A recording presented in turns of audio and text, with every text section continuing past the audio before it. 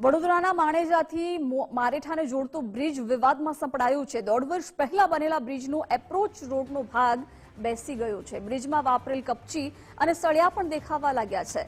સ્થાનિક લોકોએ બ્રિજની ગુણવત્તા પર સવાલ ઉઠાવ્યા છે।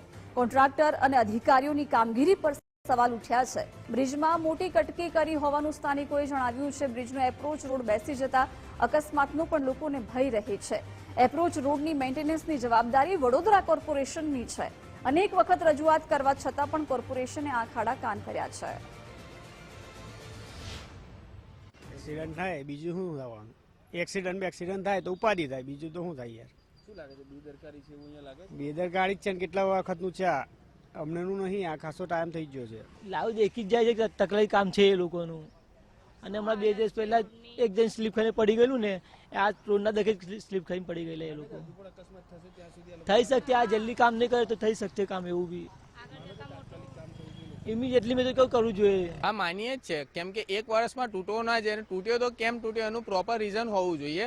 કાં તો જે કોન્ટ્રાક્ટરે કે રેલવે તંત્રએ કે જે વોટ એવર જેને કામ આપ્યું હતું એને કામ કર્યું તો આ શું કામ થયું એનું ઇન્વેસ્ટિગેશન થવું જોઈએ। અહીંયાથી પસાર થતા અગર ઉપર આપણે વાહન ચલાવતા હોય તો આપણે દેખી શકીએ છીએ કે અહીંયાથી પહેલાં પેલું ઉપરથી રોંગ સાઈડ પર આખું વાહન લઈ જવું પડે છે અને ત્યાર પછી ઉપર ચડવું પડે છે। વડોદરાના માણેજાથી મારેઠાને જોડતો બ્રિજ વિવાદમાં સપડાયો છે।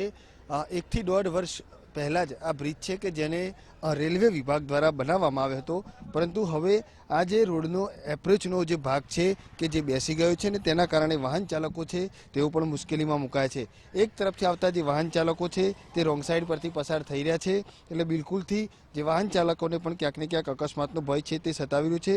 જોકે આ બ્રિજના એપ્રોચનું આ જે રોડ છે ને તેને મેન્ટેનન્સની જવાબદારી છે તે વડોદરા કોર્પોરેશનની છે।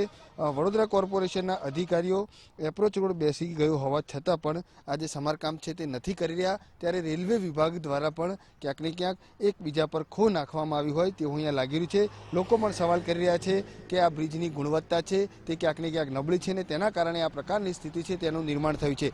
કેટલીક જગ્યાએ તો આ જે બ્રિજના સળિયા પણ છે તે દેખાવા લાગ્યા છે। લોકો માંગ કર્યા છે કે જે જવાબદાર અધિકારી અથવા તો તંત્ર સામે કાર્યવાહી કરવામાં આવે, કારણ કે માત્ર 1 થી 1.5 વર્ષના સમયગાળાની દરમિયાન જ બ્રિજ છે કે જેની આ દુર્દશા થઈ છે। એટલે હવે લોકો પણ ક્યાંક ને ક્યાંક આ જે બ્રિજ છે કે જેને બનાવવામાં આવ્યો જેને ગુણવત્તાનો સવાલ ઉઠાવી રહ્યા છે, અને હવે જે પણ કોઈ જવાબદાર છે અથવા તો જે કોઈ જવાબદાર કોન્ટ્રાક્ટર છે, અધિકારી છે, તેમની સામે કાર્યવાહી થાય તેવી માંગ કરી રહ્યા છે।